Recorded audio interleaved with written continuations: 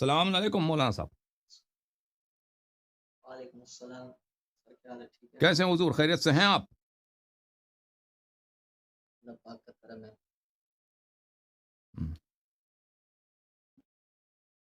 ٹھیک ٹھاک ہیں آپ؟ اللہ پاک کا کرم ہے، آپ سنیں ٹھیک ہے؟ آپ اللہ تعالیٰ کا احسان ہے، بات کریں بھائی صاحب،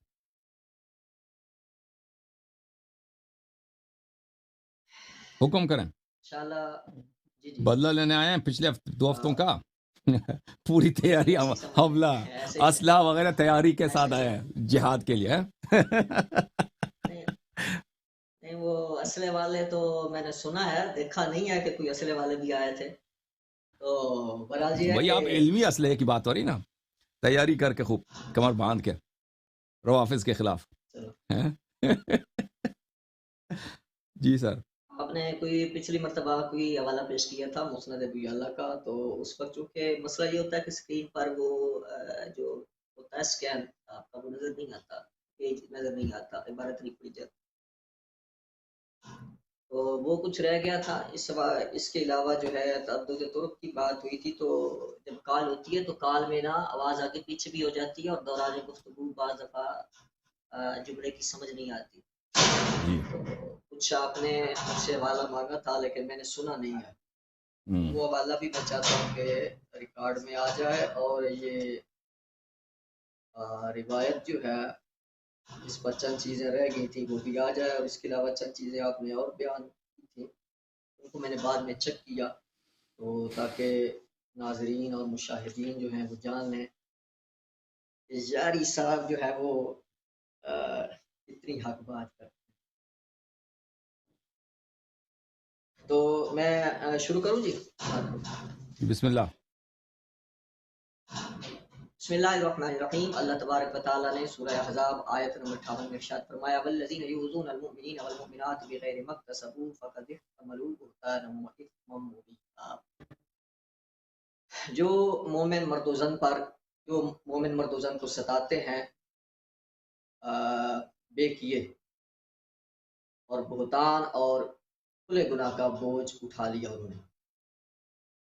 تو یہ جو حضرت رضی اللہ تعالی عنہ پر ایک روایت کے ذریعے سے الزام لگایا ہے شیعہ نے بھی اور آپ نے بالخصوص شرک والا، تو اس کا آپ کو جواب دے دیں مجھے، میں دوبارہ وہ مسند ابی اعلیٰ کے طرق کے حوالے سے جو بات کی تھی اس کا جواب دے دیتا ہوں، لیکن ساتھ میں یہ بھی بات شروع میں کر دوں، کیونکہ میں نے جیسا کہ پہلے کہا کہ آواز کٹ جاتی ہے تو بعض لوگوں کی سمجھ نہیں آتی۔ پچھلی مرتبہ بھی آپ نے بہت زیادتی کی، میں نے دوبارہ ویڈیو دیکھی ہے تو اس میں آپ نے حضرت ابوبکر صدیق رضی اللہ تعالیٰ عنہ کو مشرک کہا۔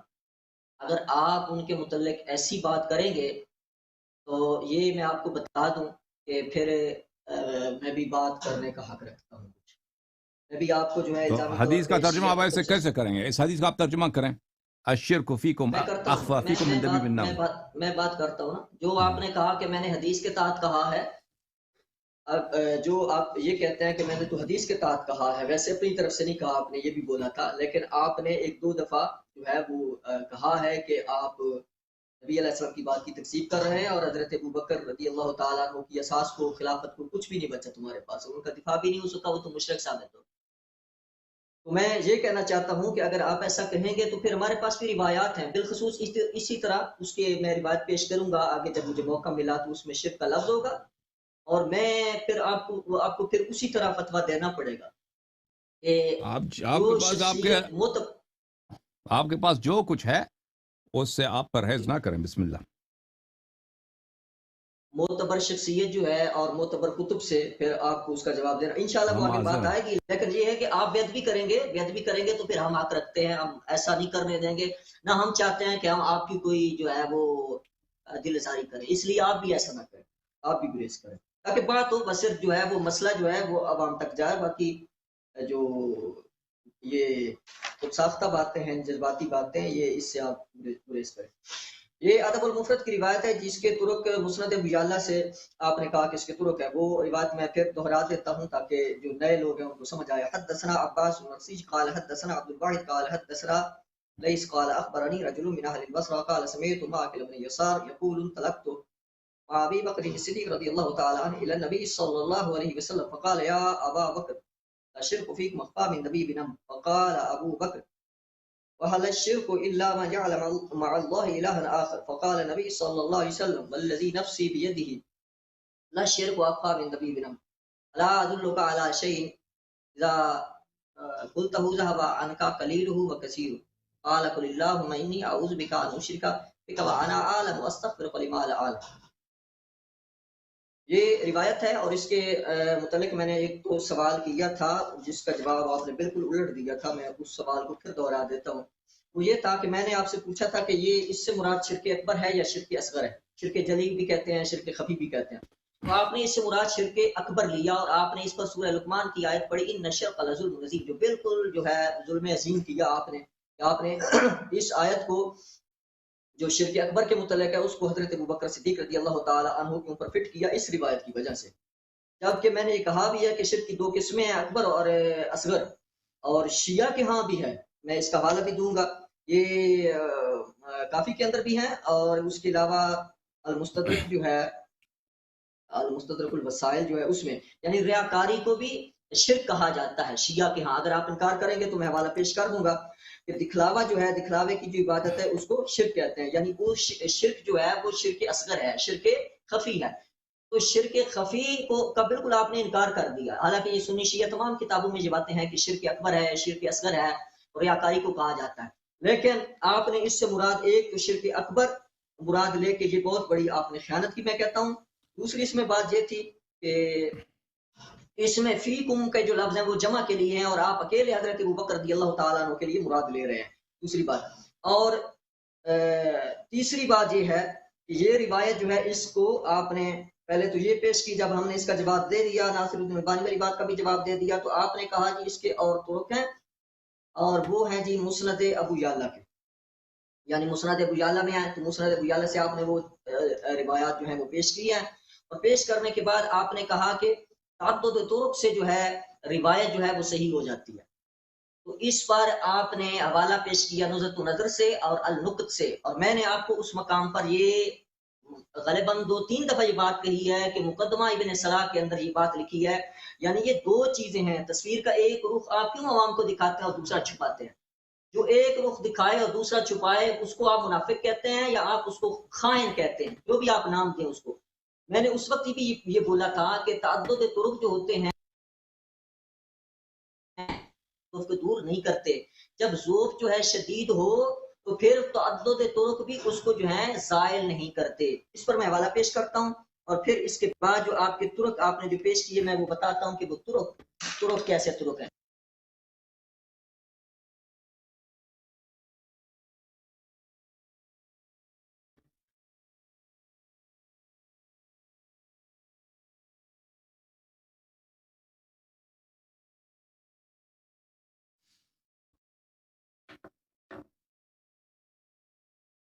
یہ کال ان کی فریز ہو گئی ہے, ان کو کوئی بتا دے.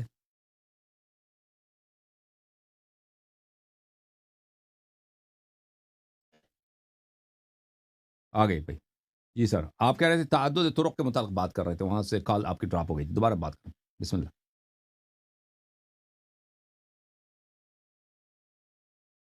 علامہ صاحب کہاں چلے گئے؟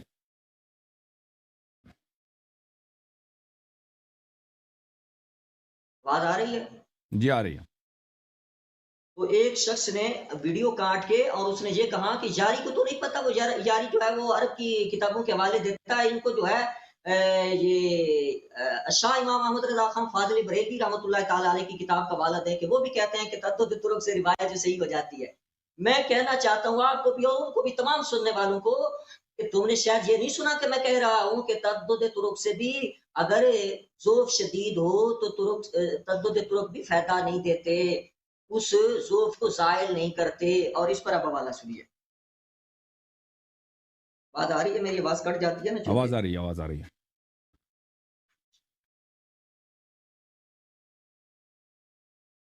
یہ کتاب ہے جی ابو عمرو عثمان بن عبد الرحمن کی مقدمۃ ابن صلاح, اور اس میں حدیث حسن کی جو ہے النوع الثاني معرفة الحسن من الحديث، اس میں القسم الثانی آپ بے شک نکال لیں وہاں سے، اور اس میں القسم الثانی میں ثانی جو ہے آگے ثانی صفحہ پتہ اس ہے میں صفحہ بڑی کس بات کون سا ہے؟ صفحہ میرے پاس تو صفحہ نمبر جو ہے یہ 80 ہے، صفحہ نمبر 80 ہے. آپ وہاں سے دیکھ جو حسن کی تعریف ہے، حسن کی جو تعریف لکھی ہے نا انہوں نے، القسم الثانی اس کے آگے آ رہا ہے، تو القسم الثانی میں پھر ثانی ہے، وہ وہاں سے آپ نکالیں. نوع الثانی میں، نوع ثانی میں بتایا آپ نے. حدیث حسن کی جو ہے نا جہاں تاریخ کو بیان کرتے ہیں نا، النوع الثانی، ہاں جی النوع الثانی، النوع الثانی میں معرفة نکالتا ہوں. الحسن من الحدیث، جی القسم الثانی اس کے آگے آ رہا ہے، ٹھیک ہے. النوع الثانی صفحہ نمبر حدیث النوع الثانی صفحہ نمبر 29. اچھا القسم الثانی ہے اس کے آگے، پھر القسم الثانی کے آگے جو ہے عبارت میں الثانی آ رہا ہے، ٹھیک ہے جی. ان یکون راوی یہ آگے میں جی سر مل گیا. یہ القسم الثانی ان یکون راویہ من المشہورین بالصدق والامانہ. یعنی اس سے تھوڑا آگے ہے، اس سے آگے یہ القسم الثانی سے آگے ہے، تھوڑا سا آگے ہے الثانی، صرف الثانی ہے، ٹھیک ہے. القسم الثانی یہ سے القسم الثانی ہے، اس سے آگے جو ہے دوسرا ثانی. وعلى جی القسم الثاني يتنزل الكلام. الثاني لعل الباعث فهم الفهم جی جی يقول. اس کے نیچے جواب کا میں پڑھتا ہوں جی.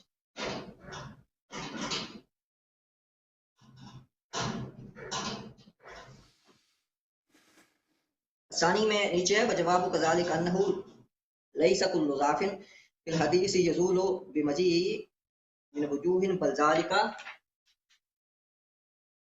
يتفاوت. کہتے ہیں اس کا جواب یہ ہے کہ حدیث کا ہر ضعف حدیث کے تعدد طرق کے آنے کی وجہ سے ختم نہیں ہو جاتا. اور پھر اس کے آگے بھی آپ مزید دیکھ لیں، جیسا کہ وَمِن ذَلِكَ ضَعْفٌ لَا يَزُولُ بِنَحْوِ ذَلِكَ بِقُوَّةٍ. اور ضعف کی ایک قسم وہ ہے جو اس طرح تعدد طرق کے آنے سے ختم نہیں ہوتا، ضعف کے کبھی ہونے کی. یہ ساری بات انہوں نے آگے تک کی ہے، اور انہوں نے کہا اس میں جستجو باقی بھی کی جا سکتی ہے. تو یہ پتہ چل گیا. اور اس طرح کی اور بھی یعنی ہمارے محدثین نے یہ بات لکھی ہے، یعنی امام سخاوی نے فتح المغیث کے اندر جلد نمبر 1 اور صفحہ نمبر ہے جی 208 پر انہوں نے لکھا ہے کہ مطابق اگر شدید ضعف ہوگا تو اس سے فائدہ نہیں پہنچے گا. یہ باتیں لکھی ہوئی ہیں سب نے. تو یہ بات واضح ہو گئی کہ تعدد طرق بھی جو بعض مرتبہ فائدہ نہیں دیتے، جبکہ اس میں ضعف ہو، طرق کے اندر ضعف ہو تو وہ فائدہ نہیں دیتے، وہ ضعیف کی ضعیف ہی رہتی ہے، مردود کی مردود ہی رہتی ہے. یہ سارے سن رہے ہیں. آپ کے علاوہ جن لوگوں نے بہت لمبی زبان نکالی ہے ہمارے خلاف ہے، ان کو بھی کہہ دینا چاہتا ہوں کہ اکھا کھولو اپنی پہلے. ایک گل مڑیا ہے تو نے آیا تو کہ جی وہ تعدد طرق سے صحیح ہو جاتی ہے، تعدد طرق سے صحیح ہو جاتی ہے، میمون الکندی والی بھی صحیح ہو جاتی ہے. باقی بھی آپ کی میں نے کئی سنی، آپ نے تعدد طرق والی تصویر بڑی پڑی ہے. اب اس کے بعد آ جاتے ہیں کہ یہ جو آپ نے مسند ابو یعلا کی روایات کا حوالہ دیا ہے اور کہا ہے کہ یہ تعدد طرق سے یہ ثابت. اب یہ بتائیں کہ یہ تعدد طرق ہیں بھی کہ نہیں. اب ہنس لیں تاکہ میں اگلی بات کریں. اب میرا نمبر ہنسنے کا. یہ جو آپ نے مسند ابو یعلا سے جو آپ نے چکر دیا ہے اور آپ نے یہ جو خیانت کی اور بہت بڑی خیانت کی ہے. چائے پی لیں، اپنے آپ کو ٹیٹ فیٹ کر لیں کہ اب جو ہے شیعہ دیکھ رہے ہیں اور دیکھ رہے ہیں کہ جاری نے کتنا جھوٹ بولا ہے. یہ بیچارہ منیر عباس صاحب جو نا ہر ہفتے بہت تیاری کر کے آتے ہیں، خبر باندھ کے آ جاتے ہیں، بلکہ ہر 2 ہفتے کے بعد. 2 ہفتے لگے آپ کو، کچھ صفحے آپ نے پڑھے آئے ہیں. اب دیکھیں آپ جلدی خوشی نہ منائیں. نہیں دیکھیں، اب میرا مشورہ یہی ہے کہ وقت سے پہلے آپ جشن نہ منائیں. آخر میں اگر جیت ہوئی تب پر جشن منا لینا. ہر بندے کی مصروفیات ہیں، ہر بندے کے معاملات ہیں. یہ نہیں کہ 2 ہفتے میں آپ کے لیے جاری کرتا رہا. تو اشکال کیا ہے اس حدیث کی سند پر؟ اشکال اپنا بیان کریں آپ، اپنا ضعف، اپنا جو جرح ہے اس حدیث کی سند پہ بیان کریں. آپ نے جو کہا ہے کہ اس کے تعدد طرق ہیں، یہ تعدد طرق نہیں ہے، یہ ایک ہی طرق ہے. اوکے یہ ایک ہی طرق ہے. آپ بیان کریں. اگر میری آواز کٹ گئی ہے تو پھر سن لیں کہ یہ ایک ہی طرق ہے، اس لیے کہ اس کے اندر ہے لیث بن ابی سلیم کوفی جو کہ ضعیف الحدیث ہے. اور یہ لیس بن ابی سلیم کوفی کا ہی ترک ہے، اور یہ ایک ہی ہے. وہ باقیوں نے کہا جی در منصور میں لکھا ہے، ابن کثیر میں لکھا، یہ ایک ہی روایت ہے، یعنی ایک اس میں لیس والا ترک ہے. وہاں بھی ادب المفرد کا والا لگا ہوا ہے در منصور میں، کہ جن لوگوں کو بہت زیادہ چڑھا ہوا تھا وہ دیکھ لیں کہ ادب المفرد کا والا لگا ہوا ہے کہ نہیں لگا ہوا. اور مسند بجالہ میں جو آپ نے لکھا ہے وہ بھی لیس کا ترک ہے. تو یہ ایک ہی ترک ہے، اور یہ ضعیف الحدیث ہے. اس کے متعلق امام ابن حجر اسقلانی نے لکھا ہے تقریب التہذیب میں، اختلط جدا ولم يتمیز حدیث فترک، کہ آخری عمر میں ان کو اختلاط ہو گیا تھا اور اس کی حدیث میں جو ہے تمیز نہیں ہو سکی تو اسے چھوڑ دیا گیا ہے. دیگر کئی کتب جو ہے ان کے اندر اس کے ترجمے میں جرا جو ہے وہ نقل کی گئی ہے، بالخصوص سیر کے اندر امام شمس الدین ذہبی نے میزان الاعتدال کے اندر بھی، اور اس کا جو نمبر ہے وہاں پہ 6997 ہے. اس پر انہوں نے لکھا ہے کہ امام احمد کہتے ہیں مسترب الحدیث، اور یحییٰ بن معین کہتے ہیں کہ یہ ضعیف الحدیث ہے. امام نسائی کہتے ہیں ضعیف الحدیث ہے، اور امام نسائی کی کتاب الضعفاء کے اندر بھی لکھا ہوا کہ یہ ضعیف الحدیث ہے. اور امام ابو حاتم رازی کہتے ہیں ضعیف الحدیث ہے. اور میزان الاعتدال میں ابن حبان نے کہا اختلط فی آخری عمر، کہ آخری عمر کے اندر جو ہے اس کو اختلاط ہو گیا تھا. اور امام بہقی اس کو ضعیف کہتے ہیں. امام دارقطنی اس کے متعلق کہتے ہیں کہ صحیح الحفظ، اور زکریا بن یحییٰ الساجی اس کو ضعیف کہتے ہیں، صحیح الحفظ کہتے ہیں، کثیر الخطا کہتے ہیں. باقی بھی بلکہ کہتا ہے کہ ضعیف الحدیث، حدیث کے اندر یہ ضعیف ہے. یہ اختلاط کا شکار ہو گیا تھا. یہی وجہ ہے کہ یہ لیس بن سلیم جو ہے روایت کو سند کو بیان کرتے ہوئے کبھی کسی کا نام لیتا ہے کبھی کسی کا نام لیتا ہے. اس کے مسترب ہونے کا اور اس کے ذہنی توازن کا اس سے بھی پتہ چل رہا ہے. تو آپ زیادہ نہیں تو چلو اس کو تو کریں گے تو لگ پتہ جائے گا نا آپ کو. اگر کوئی دوسرا ضعیف راوی بھی اس کی مطابقت کرے، آپ میری بات سنیں گے یا ہنسیں گے؟ میں سن رہا ہوں، بالکل سن رہا ہوں. جی میں آپ کی بات سن کے محظوظ ہو رہا ہوں. بسم اللہ کا آپ جاری رکھیں. آپ اگر آپ جو ہے مثلا وہ پچھلی دفعہ کی طرح وہ آپ جو ہے بدتمیزی کریں گے تو میں آپ کو پہلے بھی میں کچھ کہا ہے بھائی، بتا چکا ہوں. اور دھمکی نہ دینا. میں نے کچھ کہا، میں کہہ رہا ہوں محظوظ ہو رہا ہوں، خوش رہے ہیں، آپ کی باتوں سے سیکھ رہے ہیں. آپ افاضہ کریں بھائی، دھمکی دینے کی ضرورت نہیں ہے. آپ ہمارے بزرگ ہیں، ہمارے بھائی ہیں، لڑائی کی ضرورت نہیں ہے. آپ بلا وجہ، میں نے کہا نا کہ شروع سے اسلحہ لے کے آئے. اچھا تو میں یہ کہہ چکا ہوں کہ یہ روایت جو ہے اس کے تعدد ترک نہیں ہے. پہلی بات یہ تعدد ترک سے بھی یہ ثابت نہیں ہوتی، اور تعدد ترک جو ہے اس کے ثابت نہیں ہے. یہ ایک ہی ترک ہے اور وہ ضعیف الحدیث ہے، وہ ضعیف ہے. اور اس کے علاوہ یہ اگر بالفرض اگر یہ کہتے ہیں کہ یہ تعدد ترک سے یہ حسن لغیرہ تک پہنچ جاتی ہے، یہ میرے پوائنٹ سارے آپ نے یاد ان کا جواب دینا، یہ نہیں کہ اس کو آپ درمیان میں مس کر دیں اور پھر کیا میں نے جواب دے دیا سارا.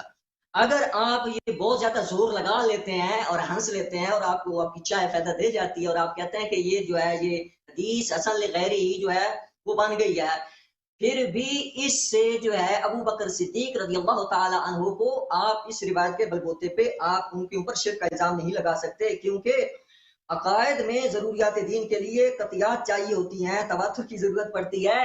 ایسی ضنی باتوں کی بنیاد پر آپ کسی کے اوپر شرک کا فتویٰ نہیں لگا سکتے، کفر کا حکم نہیں لگا سکتے کہ آپ کسی ضنی بات کو اٹھا لیں اور ایسی روایت کو اٹھا لیں اور اس کی بنیاد پر آپ کسی کے اوپر شرک کا فتویٰ لگا لیں.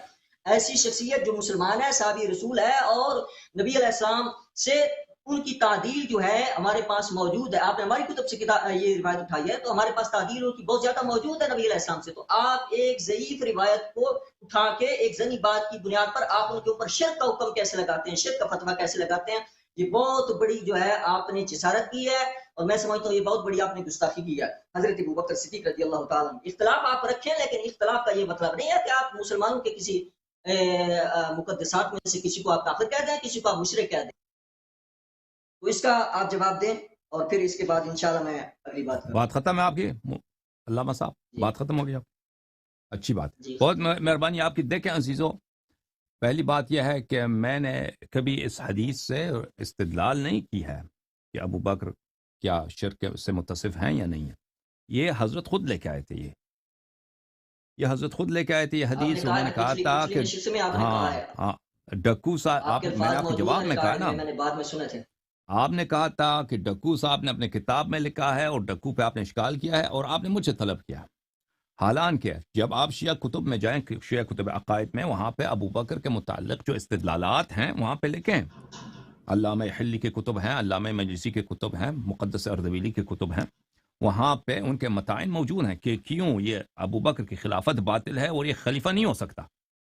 ایسے صفات سے متصف ہیں کہ اس کی وجہ سے بات نہ کریں نا، دوسری بات کی طرف آپ نہ جائیں، یہ آپ نہ مہربانی کریں. بھائی میں بہت ہی میں علمی انداز میں بات کر رہا ہوں کہ ان کی خلافت کیوں صحیح نہیں ہے. ٹھیک ہے نا، ہمارے کتب میں اس کا ابواب موجود ہے، اس میں یہ نہیں ہے، یہ حدیث نہیں ہے اس میں. ٹھیک ہے نا، جو ہماری اصلی کتب ہیں اس میں یہ روایت نہیں ہے کہ اگرچہ بجائے خود یہ روایت اس سے استدلال ہو سکتی ہے. ڈکو صاحب نے استدلال کی ہے، ان کا انتخاب ہے، انہوں نے انتخاب کیا ہے، استدلال ہو سکتی ہے، لیکن اس سے بہت ہی قوی تر ہمارے پاس دلائل موجود ہیں متواترات میں سے ہمارے علماء نے اپنے کتب میں لکھے ہیں. تو آپ نے جس بات کا انتخاب کیا ہے وہ آپ نے انتخاب کیا ہے، وہ میرا انتخاب نہیں ہے. یہ حدیث ہے الشرک اخفی فیکم من دبیب النمل. اور آپ اچھی طرح سے جان لیں کہ ابو بکر کے متعلق اگر ہم طعن لگاتے ہیں، جرح لگاتے ہیں، تو ہمارے دلائل بہت زیادہ ہیں. اس طرح نہیں ہے کہ اگر آپ نے اس حدیث کا جواب دے دیا اسی کی بات کریں، اس طرح میں بھی دوسری طرف چلا جاؤں گا نا. اور بھائی ابو بکر ہم جرح کرتے ہیں نا، ابو بکر تو ہم جرح کرتے ہیں، ان کو تو ہم خلیفہ تو نہیں مانتے نا، خلافت ان کو ہم نہیں مانتے. ہم اس سے کس الفاظ میں عرض کروں؟ روایت کی بات کریں، روایت کی بات کریں. آپ مجھے بات کرنے دیں، اس میں کوئی بے حرمتی نہیں ہے. ہم ایک شخص کی خلافت کو نہیں مانتے، ہمارا عقیدہ یہ ہے. اس طرح عقیدے میں نے آپ سے نہیں پوچھا آپ کا عقیدہ، میں بھی آپ کی کسی شخصیت کی امامت کا یا ان کی کسی بات کا پھر کہہ دوں گا، یہ اچھی بات نہیں ہے. جو سوال ہے اس پہ رہے، اسی پہ رہتا ہے نا. عرض یہ ہے کہ ہم اگر کسی شخص کی خلافت کو نہیں مانتے، عرض وہ یہی ہو رہی ہے نا، اس کی خلافت کو نہیں مانتے. میں نے روایت کے اوپر جرح کی ہے، اس کا جواب دیں. باقی آپ مانتے ہیں نہیں مانتے، خلافت مانتے ہیں نہیں مانتے، یہ الگ بات ہے. بھائی آپ کسی کافر سے کیسے بات کریں گے؟ کافر سے جب آپ کریں گے نا، وہ تو نبی کریم صلی اللہ علیہ وسلم کو کہے گا کہ ہم اس کو پیغمبر نہیں مانتے، تو آپ اس کو کہیں ایسی بات نہ کریں، ایسی بات نہ کریں. اس سے تو بات ہی نہیں ہو سکے گی آپ کی نا. اگر آپ تحمل کریں، میں کوئی گالی نہیں دے رہا، میں کوئی بے احترامی نہیں کر رہا، میں نہایت احترام کے ساتھ آپ کی خدمت میں عرض کر رہا ہوں کہ ہم ایک شخص کی امامت یا خلافت کو نہیں مانتے، اس کے ہمارے پاس کچھ وجوہات ہیں، دلائل ہیں. تو آپ نہ کہ اس موضوع پہ بات نہ کریں، موضوع یہی چل رہا ہے. عرض یہ ہے آپ خدمت میں کہ آپ اگر کامیاب بھی ہو جائیں اس حدیث کے جواب دینے سے کہ حدیث ضعیف ہے، یہ حدیث دلالت نہیں کرتا، تو اس کا مطلب نہیں ہے کہ آپ نے ہمارے سب ادلہ کا جواب دے دیا ہے. کیونکہ ہمارے پاس جو اصلی دلائل ہیں خلافت کے انکار کا، ان کی خلافت کا انکار کا، وہ یہ حدیث نہیں ہے. پیش کی ہے اس کا جواب دے رہا ہوں. آپ امامت کے کون سے ہیں، ہمارے خلافت کے کون سے، یہ بات نہیں ہو رہی نا. جو میں نے جرا پیش کی ہے اس کا آپ جواب دیں. تو عرض یہی ہے، آپ یہ نہ سوچیں. دیکھیں، اگر میں یہاں پہ میں عرض بھی کروں، کہنے کا مقصد یہ ہے کہ میرے پاس اس حدیث کا جواب نہیں ہے. آپ کے استدلال قبول، آپ کے استدلال صحیح، اگر میں یہ عرض بھی کروں تو اس کا مطلب یہ نہیں ہے کہ آپ نے ہمارے سب وجوہات کا کہ ان کی خلافت کیوں باطل ہے، سب متائن اور جروح کا آپ نے جواب دیا ہے. میں آپ کو یہ سمجھانا چاہتا ہوں. اچھا، آپ نے کہا شرک اکبر، تو شیعوں کا یہ عقیدہ نہیں ہے. آپ مطمئن رہیں، امامت پہ بھی کریں گے، خلافت پہ بھی کریں گے، تاریخ قرآن کا بھی آپ سے کیسے بات ہو سکتی ہے؟ آپ جب ان کا نام ہی لینے نہیں دیتے نا، آپ جب اجازت نہیں دیتے ان کا نام بھی لیں، تو آپ سے بات کیسے ہو سکتی؟ ہم جب نام لینا لیتے ہیں کہ نہیں. دیکھیں، آپ جس طرح کرتے ہیں ایسا نہ کریں. آپ نے سورۃ المنافقون کی، ایسا نہ کریں نا، پھر آپ کہتے ہیں کیا تھا فلاں کرتے ہیں اور ہمارے پاس متائن ہے، یہ ایسا نہ کریں. آپ کر لیتے ہیں، بات کرنے کے بعد آپ کہتے ہیں میں نے تو کی بھی نہیں ہے، میں بے احترامی نہیں کرتا. بے احترامی اور کس کو کہتے ہیں؟ یہی بھائی، ہمارا احترام، ان کا احترام ہم پہ واجب نہیں ہے، ہم احترام ان کا نہیں کرتے. اگر آپ یہاں اس لیے آئیں کہ ہم ان کا احترام کریں، ہم ان کی گالی نہیں دیں گے، بے احترامی نہیں کریں گے. مثلا جیسے بخاری مسلم میں روایات میں آپ دیکھیں، عمر نے یہ کہا، ابو بکر نے یہ کہا، وہاں پہ حضرت کا لفظ بھی نہیں ہے، رضی اللہ کا لفظ بھی نہیں ہے. ابو بکر نے یہ کہا، عمر نے یہ کہا. ہم کوئی بے احترامی نہیں کرتے، لیکن ہم سے آپ توقع نہ رکھے کب احترام کریں. میں انشاءاللہ الگ سے ان کے جواب دوں گا. جو آپ نے حضرت زبیر کی بات کی ہے بخاری سے، ان کے میں جواب دوں گا. ان کے پاس، میرے پاس جواب ہے انشاءاللہ. وہ الگ کریں گے. میں نے آپ کو کہہ دیا نا، ابھی اسی کا جواب. ابھی بات سنیں اچھی طرح. اب انہوں نے کہا شرک اکبر، تو ہمارا یہ عقیدہ نہیں ہے، اور ہم نے کبھی استدلال نہیں کیا اس حدیث سے کہ وہ مشرک بشرک اکبر پہ. شاید یہ آپ کی غلط فہمی ہے. یا بنی لا تشرک باللہ ان الشرک لظلم عظیم. نہیں سر، یاری صاحب آپ بات کرنے نا، آپ نے بہت بات کی، میں نے آپ کی بات کو نہیں کاٹا. آپ نے بہت بات موضوع پہ آ جائیں، میں نہیں کاٹوں گا. میں موضوع پہ بات کر رہا ہوں نا، شرک اکبر پہ آپ میری بات مسلسل کاٹ رہے ہیں. جی ٹھیک ہے، کریں. ہاں، شرک اکبر آپ نے یہ تفریق کی ہے شرک اکبر اور شرک خفی میں، کہ شرک اکبر یہ ہے کہ بندہ وہ کھلم کھلا بت پرستی کرے کہ اللہ ایک نہیں اللہ 5 ہے، نستجیر باللہ، یہ بت بھی خدا ہیں مثلا، اس طرح یہ شرک اکبر ہوتا ہے کہ دین ہی سے خارج ہو جاتا ہے. ایک ہے شرک اکبر نہیں ہے، مثلا وہ اس کے دل میں ریا ہے، وہ لوگوں کو دکھاوے کے لیے نماز پڑھتا ہے مثلا. اچھا، یہ ہے شرک اصغر. دیکھیں عزیزو، ہم نے یہ نہیں کہا کہ ابو بکر جو ہے کلم کلا وہ بتوں کی پوجا کرتا تھا. ہم نے کبھی یہ ادعا نہیں کیا، شاید آپ کی غلط فہمی ہو گئی ہے کہ ہم نے یہ ادعا کیا. ہم نے کہا کہ قرآن مجید فرماتا ہے لا تشرک باللہ ان الشرک لظلم عظیم، اللہ تعالیٰ سے شرک نہ کر، شرک ظلم عظیم ہے. آپ کی خدمت میں عرض کیا تھا کہ یہاں پہ تفریق نہیں ہے، یہاں پہ تفریق نہیں ہے کہ اگر بت پرستی ہے تو وہ شرک عظیم ہے، اگر ریاکاری ہے تو شرک عظیم نہیں ہے. آپ نے جو تفریق کیا نا شرک میں کہ شرک اکبر ہے شرک اصغر ہے، اگر ہم اس بات کو مان بھی لیں تو قرآن مجید میں اس مسئلے پر کوئی وہ یہ شرک کو جو ظلم عظیم کہا گیا ہے، یہ اس طرح نہیں کہ صرف شرک اکبر کو کہا گیا ہے. ریا بھی وہ جس کو آپ ریا مانتے ہو کہ ریا شرک ہے، شرک اصغر ہے، تو وہ بھی ظلم عظیم ہے. تو پھر اس کے ساتھ ہم نے کہہ دیا آپ کی خدمت میں کہ اللہ تعالیٰ نے فرمایا بھلے کہ قال ومن ذریتی قال لا ینال احد الظالمین، کہ میرا امامت میرا عہدہ ہے، میں امام اپنا عہدہ ظالم کو نہیں دوں گا. بس جو شخص متصف بشرک ہوا وہ مشرک ہوا، چاہے وہ شرک اس کا شرک اکبر ہو چاہے شرک اصغر ہو، اس کو امامت نہیں مل سکتا. پھر ہمارے اور آپ کے پاس یہ تو بالاجماع ثابت ہے کہ نبی کریم صلی اللہ علیہ وسلم کی تشریف آوری سے پہلے ابو بکر مشرک تھے. پھر آپ دوسری طرف جا رہے ہیں نا وہی خلافت والے مسئلے کی طرف، اور وہ قال بعض ابتلا ابراہیم مصلی اور فلاں آیت اور بعد ظالمین والی اپنا پھر آپ بھی کرتے ہیں. میں نے آپ کو یہ کہا ہے کہ آپ اس کی جو میں نے جرا کی اس کا جواب دیتے ہیں. بھائی جو باتیں آپ کو اچھی نہیں لگتی نا، جن باتوں کا جواب نہیں ہے آپ کے پاس، آپ کہتے ہیں اس کو نہ دوہراؤ. تو آپ نے خود شرک اکبر کا ذکر کیا نا. جواب ہے، ہم عنوان سے نہیں ہٹنا چاہتے. جواب ہے، ہم عنوان سے نہیں ہٹنا چاہتے. اب بات کرنے دو نا، تم جواب دے دینا، جواب دے دینا کہ اس شخص کی روایت ہے، میں بھی پیش کر سکتا ہوں. کہ ابو بکر کی خلافت کیوں باطل ہو جاتی ہے؟ ابو بکر کی خلافت اس لیے باطل ہو جاتی ہے کہ اگر وہ ظالم ہے تو خلیفہ نہیں ہو سکتا، ختم بات. اب آپ نے کہا کہ رضی اللہ تعالیٰ عنہ کی خلافت حق ہے، آپ اس کو باطل نہ کہیں اور آپ عنوان سے نہ ہٹیں. میں ایک دفعہ پھر آپ کو کہہ رہا ہوں زبردستی حق نہیں بنتی بھائی، دلیل سے حق بنتا. میں نے آپ سے نہیں پوچھا. اور بھائی یہاں پہ علمی بات ہے، یہاں پہ زبردستی تو نہیں چلتی کہ حق ہے ڈرنے سے مارنا، یہ کوئی طریقہ کار ہے. بھائی آپ بات کرنے دیں گے تو آئیں گے نا. آپ مجھے دو بولنے نہیں دے، جملے بولنے نہیں دے، کاٹ رہے ہیں بار بار. بہت پریشانی ہے. اگر آپ نے بھائی بات کر رہے تھے نا مجھے، اور بھائی میرے جملے غلط بھی ہے نا، وہ میری ذمہ داری ہے. میرے بھائی صاحب یہاں پہ آپ پولیس نہیں ہے، یہاں پہ لوگ دیکھ رہے ہیں، فیصلہ وہ کریں گے کس کے بات حق ہے کس کی بات باطل ہے. لوگ یہاں پہ پاگل نہیں ہیں، وہ فیصلہ وہ کریں گے، ان کو سمجھنے دیں. اگر میں نے غلط جملے کہے، اگر میں نے گالی دی، اگر میں نے بے احترامی کی، وہ پاگل تو نہیں ہے، ان کو سمجھ آ جائے گی نا کہ میں نے غلط بات کہی ہے. ان کو آپ مجھے بات کرنے دیں. تو بہرحال اچھا، یہاں پہ آپ نے فرمایا کہ یہاں پہ لفظ فیکم ہے، لفظ فیکم ہے. الشرک فیکم اخفی من دبیب النمل، شرک آپ میں، آپ لوگوں میں، یعنی جمع ہے، فرد نہیں ہے. فیکا تجھ میں نہیں ہے، تم میں. تم جو ہے گروہ کے لیے آتا ہے، جمع کے لیے آتا ہے. چونٹی کے حرکت سے زیادہ چھپی ہوئی ہے، یعنی آپ میں شرک ہے لیکن آپ کا خطاب یہ ہے کہ مخصوص آپ کے خلیفے کے لیے نہیں ہے بلکہ اس میں دوسرے بھی شامل ہیں. تو مان لیا کہ اس صفت میں دوسرے بھی شامل ہیں، لیکن آپ کا خلیفہ حتماً اس میں موصوف ہے، کیونکہ نبی کا اگر یہ حدیث صحیح ہے تو آپ کا خلیفہ حتماً اس صفت سے موصوف ہے. ان مخاطبین میں جناب ابو بکر بھی شامل ہیں کہ صفت شرک سے وہ متصف ہے، اور کہنے والا کون ہے؟ رسول اللہ صلی اللہ علیہ وآلہ.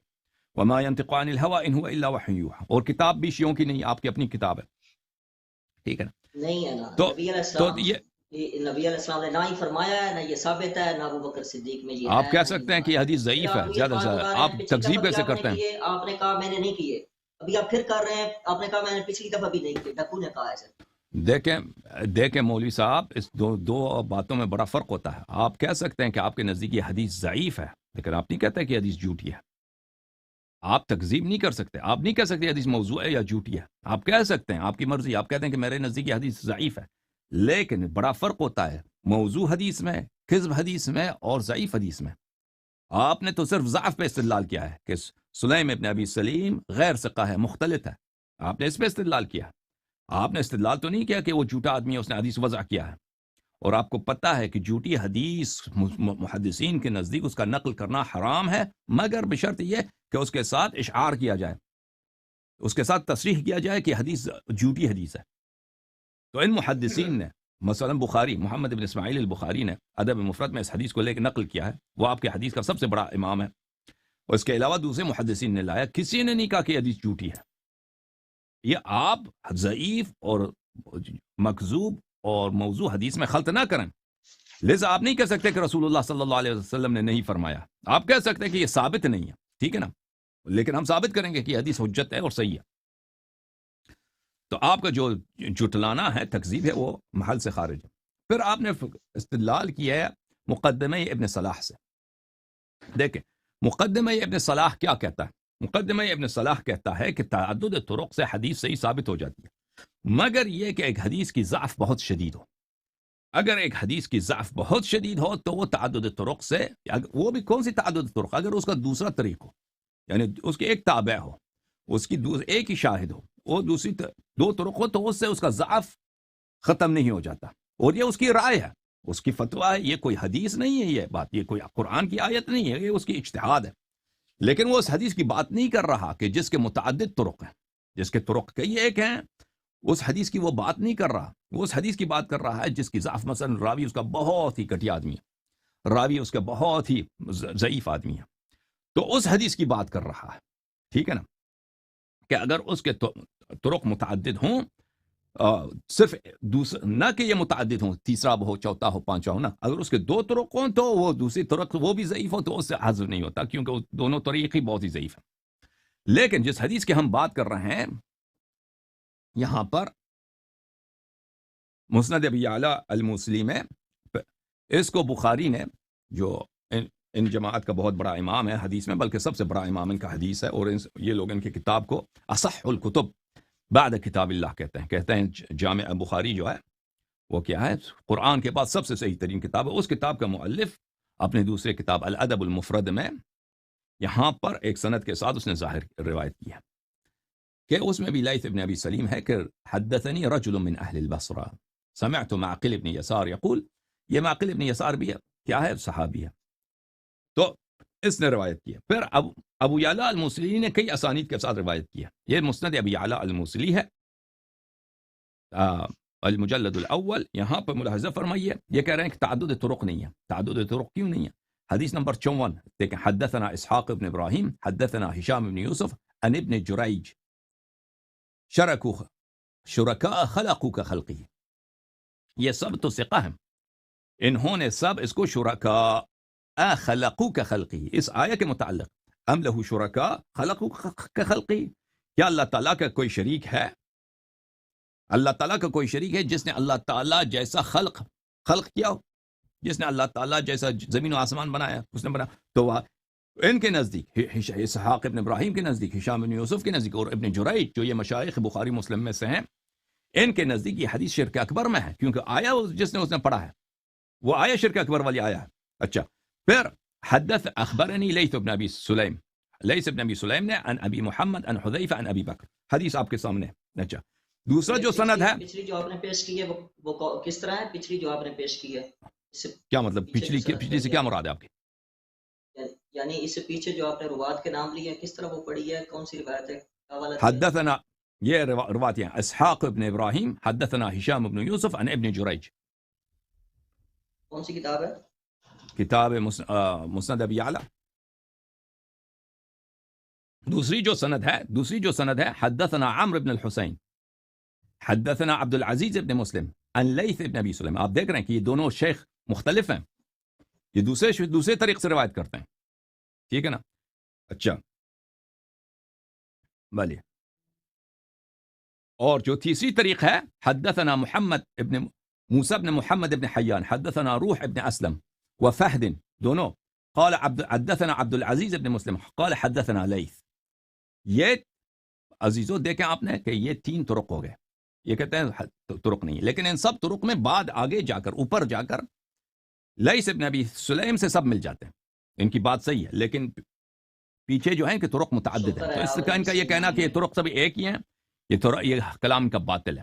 اب یہ کہ سب بس حدیث کے سب رجال ثقہ ہیں ان کے نزدیک, متعدد طرق سے مروی ہے, لیکن یہ طرق جو ہیں کہاں پہ, طرق میں جہل بھی نہیں ہے. پچھلی پروگرام میں کیا کہہ رہے تھے کہ یہاں پہ رجل من اہل البصرہ, یہ حدیث مجہول ہے. مجہول نہیں ہے, سب روات کا ذکر موجود ہے.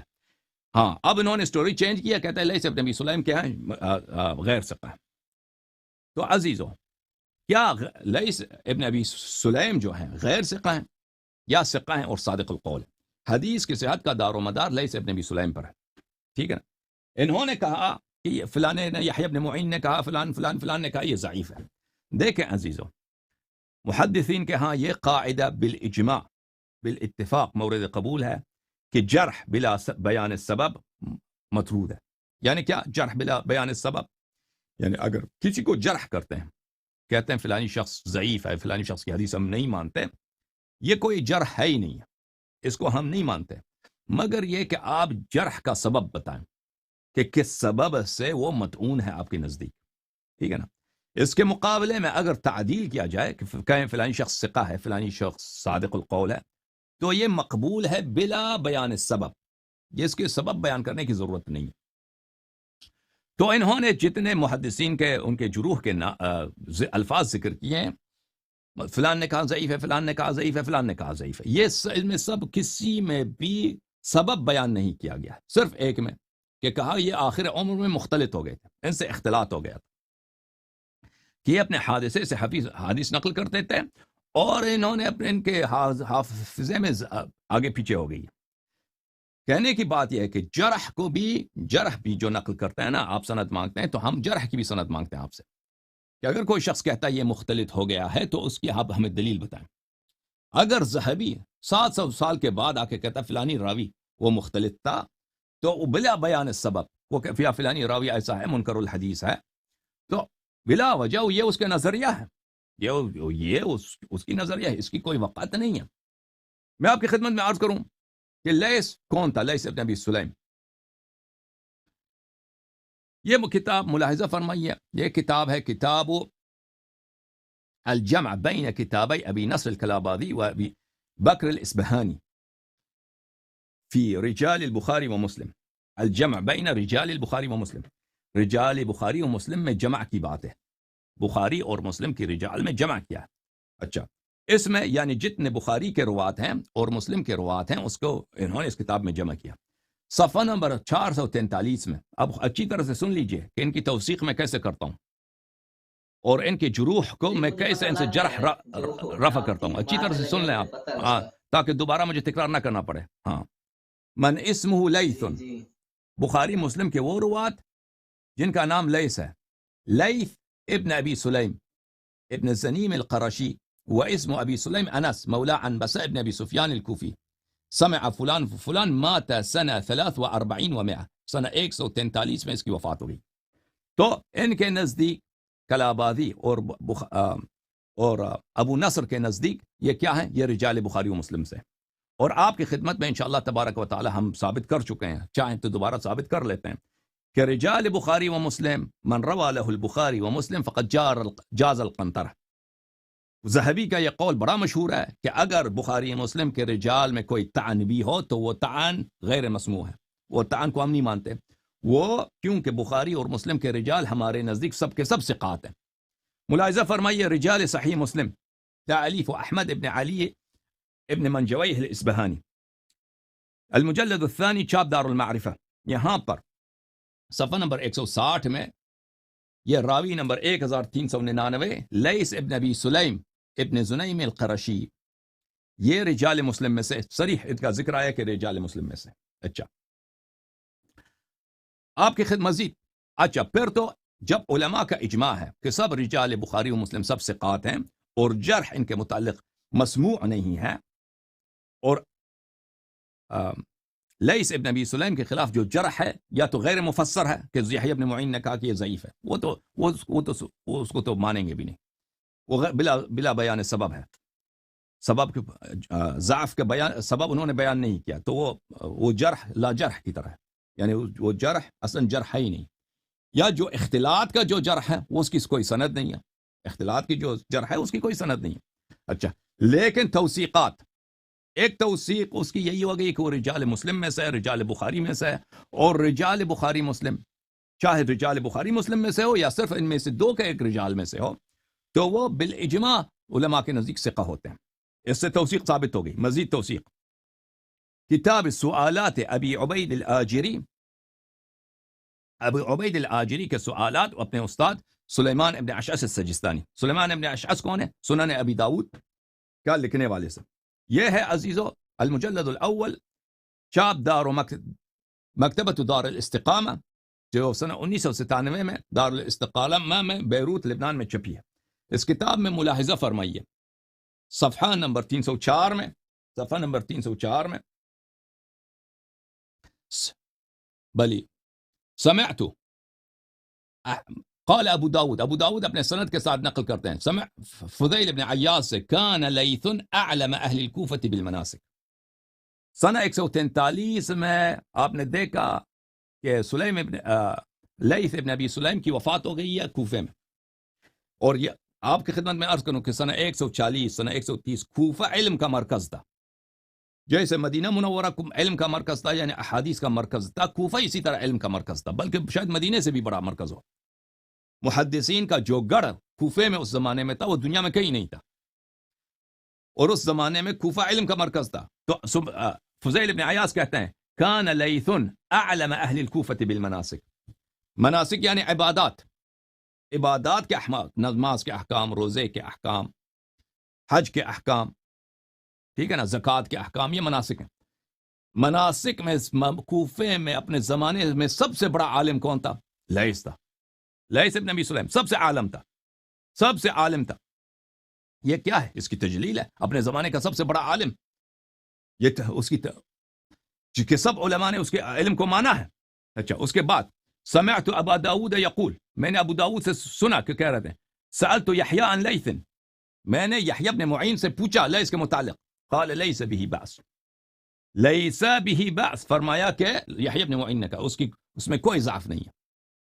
یحییٰ بن معین نے فرمایا, آپ نے کہا یحییٰ بن معین نے تضعیف کیا, یحییٰ بن معین نے فرمایا ہے کہ لیث میں کوئی ضعف نہیں, لیس به بأس. جی سر, یہ کتاب سوالات ابا عبید الآجری عن ابا داود سلیمان ابن الاشعث السجستانی. دوسرا قول ان کا یہ ہے جو میں نے پیش کیا زابی کے حوالے سے. جی, یہ ان کا شاگرد بتا رہا ہے. خود ابو داود سجستانی, یہ کتاب سنن ابی داود کے لکھنے والے, یہ کتاب سنن ابی داود, اسی کتاب کے مصنف فرماتے ہیں خود میں نے یحییٰ سے پوچھا کہ لیث کے متعلق کیا فرمانے, فرمایا کہ اس میں کوئی ضعف نہیں ہے. اچھا, ملاحظہ فرمائیے پھر کتاب تاریخ الثقات, اجلی صاحب کی تاریخ الثقات چھپی ہے. یہ کتاب سنہ 1984 میں بیروت لبنان میں. یہاں پر صفحہ نمبر 399 میں لیث کے متعلق, لیث ابن ابی سلیم جائز الحدیث, اس کا حدیث مقبول ہے, جائز الحدیث, اس کا حدیث مقبول ہے. وقال مرة لا بأس به, اور دوسرے مقام پہ اجلی نے فرمایا کہ اس میں کوئی ضعف نہیں ہے.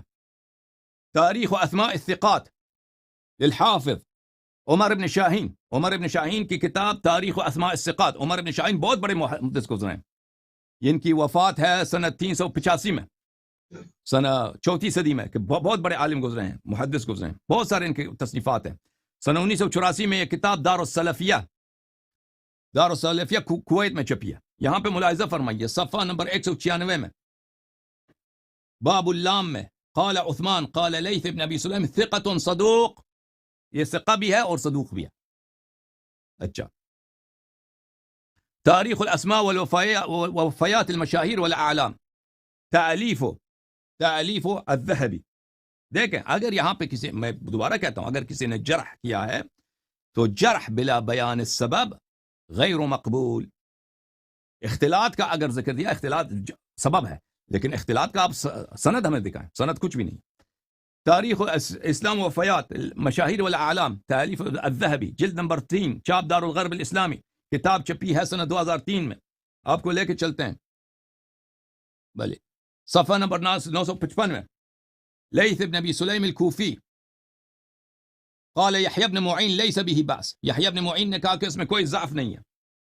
وقال فضیل بن عیاض، فضیل بن عیاض نے فرمایا کان اعلم اہل الکوفہ بالمناسک. وقال الدارقطنی، حافظ ابو الحسن دارقطنی نے فرمایا کان صاحب سنہ، یہ صاحب سنت ہے. سنت سے کیا مراد؟ حدیث، یعنی عالم حدیث کے عالم ہیں یہ. انما انکروا علیہ الجمع فی غیر حدیث بین عطا و طاؤس و مجاوب حسب.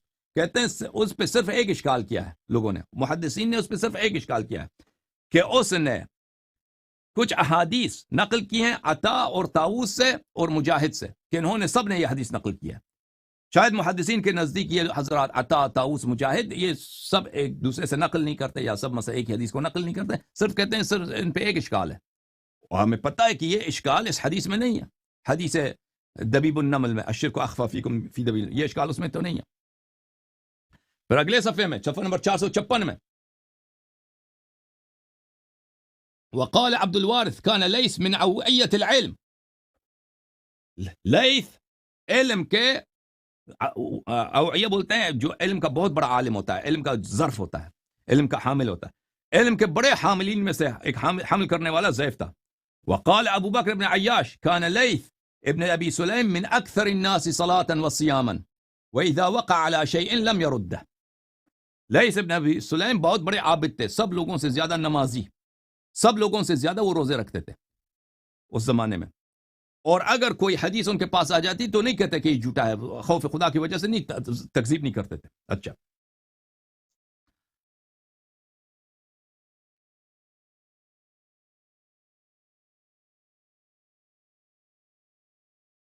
اچھا یہ ہم نے آپ کی خدمت میں عرض کی ہیں، یہ اتنے آپ کو توثیقات دکھائے، الحمدللہ رب العالمین. پس ثابت ہو گیا کہ یہ حدیث، اس حدیث کے طرق لیث سے ملتے ہیں. اس میں ایک ہی ضعف ان کے حضرت کے نزدیک لیث ہے، اور لیث کے متعلق انہوں نے جو ضعف بیان کیے وہ ضعف مطرود ہے، اور ان کی توثیق ثابت ہے. فالحمدللہ حدیث ثابت ہو گیا. فثبت ولایت علی بن ابی طالب علیہ الصلاۃ والسلام. الحمدللہ رب العالمین.